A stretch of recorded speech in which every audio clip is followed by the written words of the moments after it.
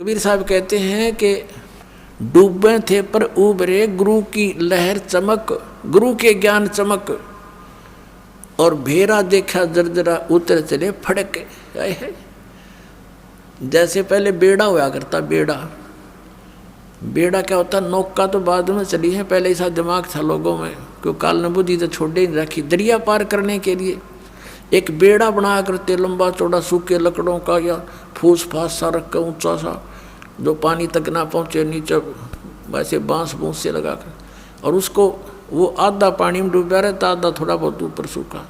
तो कहते हैं उस बेड़े में बैठे जा रहे थे दरिया पार होने के उद्देश्य थे, और साथ में आ गया नया बेड़ा बहुत सुरक्षित। तो उसको कहा किसी ने कि ये तो डूबेगा, तुम डूबोगे, ये सारा कंडम हुआ पड़ा तुम्हारा बेड़ा, ये पार नहीं कर सकेगा तुम्हें, इसमें आ जाओ, देखो ये बिल्कुल ठीक है। कहते हैं जब देखा, दोनों को तुलना किया कि सचमुच ही तो आधा कंडम हुआ पड़ा, डूबने वाला है और सामने वाला ठीक है, तो कहते उतर चले फड़क, तुरंत बेड़ा बदल लिया, एकदम छलांग मार के जैसे फड़क जो जंप लगा जाते हैं भयभीत सा होकर के। तो परमात्मा ने कहा था कि उस समय इस ज्ञान से और उस अज्ञान की तुलना करके मेरे बच्चे मेरे वाले ज्ञान को ऐसे ग्रहण करेंगे जैसे उतर चले फड़क, न दौड़ के भागे होंगे, कोई ना मरे नकलियों के पास। तो उस समय की इंतज़ार है धर्मदास मुझे, पूरे विश्व में मेरा ही ज्ञान होगा, मेरा ही गुणगान होगा, और पूरी पृथ्वी पर एक बार फिर से सतयुग जैसा माहौल होगा। अब सतयुग में क्या होता था, सब संतुष्ट होते थे, ना कोई बड़ी बड़ी कोठियाँ बनाते थे, झोपड़ियाँ डाल कर टाइम पास करते थे, सुंदर फल आहार, अच्छा आहार करते थे, अच्छा विचार रखते थे, सभी भक्ति किया करते थे। जब तक हम भक्ति पर दृढ़ होकर नहीं लगेंगे, हमारे विकार समाप्त नहीं होते। कोई न कोई बकवाद मन में लगी रहती है, कभी कोठी बनाने की, कभी कुछ और, लड़की ब्यान की तो लड़का ब्यान का, यानी विवाह तो करना ही है, लेकिन जो हमने रीतियाँ बना रखी हैं वो लड़का जवान होता जाता है, लड़की जवान होती जाती है, पिता और माता के छाती पर बोझ बनता चला जाता है, क्योंकि हमने ये दहेज ले और दे के हमने अपने ऊपर वजन धर लिया।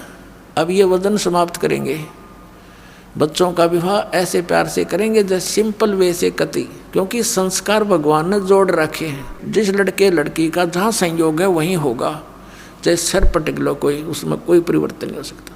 फिर जब भगवान ने ब्याह कर ही रखा है तो हम तो निमित्त बने थोड़ा सा, कि हम अपनी पुत्री का विवाह आपके पुत्र से करना चाहते हैं, खाना खिलाओ थोड़ा सिंपल सा, और बच्ची को पढ़ाई कर दो, ड्रामाबाजी फलान दकड़। और जब भगवान ने उसकी किस्मत में लिख दिया और फिर इधर से नाम प्राप्त हो गया, तो भगवान नई किस्मत लिखेगा अपनी बेटी की।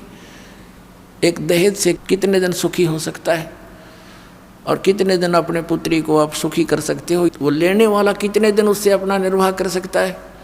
फिर भी अपने हाथों से निर्वाह करेगा और भगवान पर विश्वास करेगा तो जीवन सफ़र उसका अच्छी तरह पूरा होगा।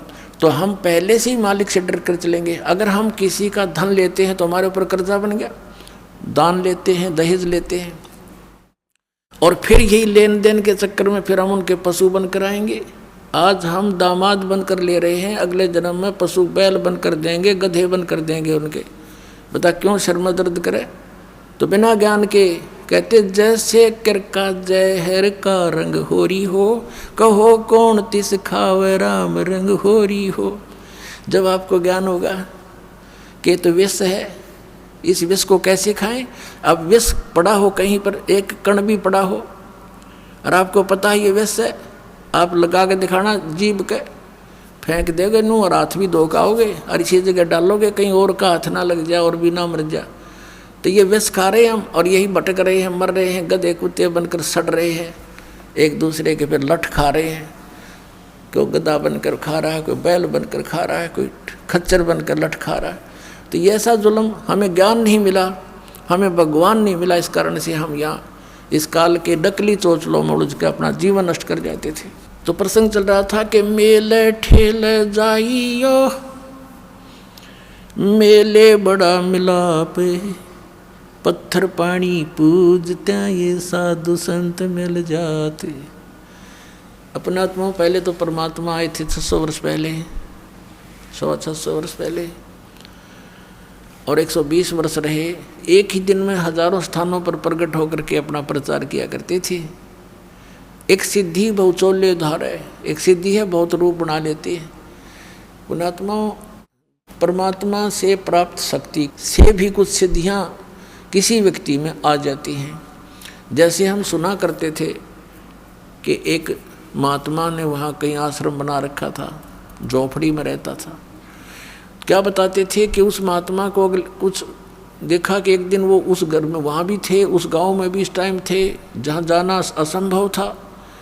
दूसरा तीसरा बताता था कि मैंने वहाँ भी देखे थे ये महात्मा उस दिन इस समय वहाँ पर थे, हमारे यहाँ जब वो इकट्ठे होते थे।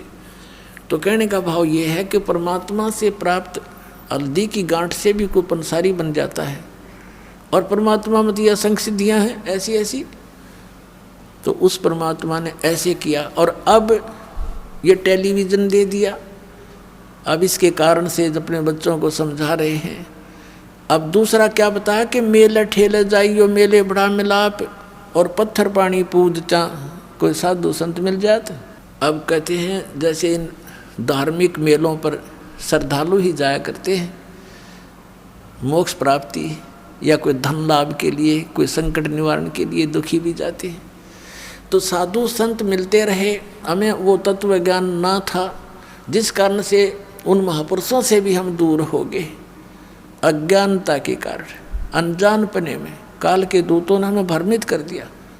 अब परमात्मा ने ऐसी कृपा बख्शी है कि आपको शिक्षा दी, अक्षर ज्ञान करा दिया, और अब एक ऐसी जड़ी बनवा दी इस दास के द्वारा, इस सारे आध्यात्मिक ज्ञान को सुलझा के एक कैप्सूल बना दिया, ज्ञान गंगा।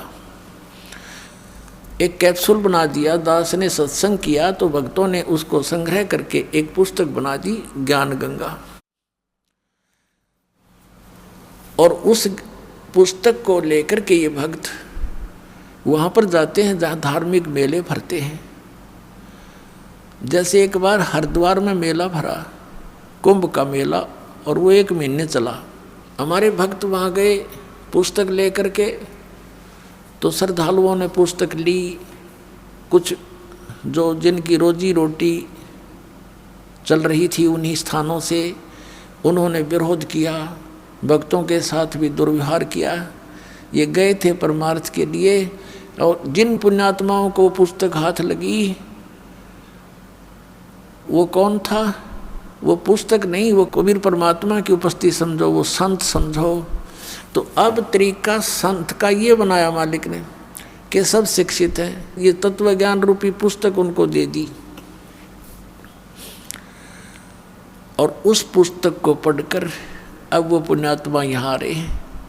कोई मथुरा में गया था फेरी लाने, वहाँ भगत पहुँच के परमात्मा के बच्चे अपने भाई बहनों को जगाने के लिए उनको पुस्तकें दी।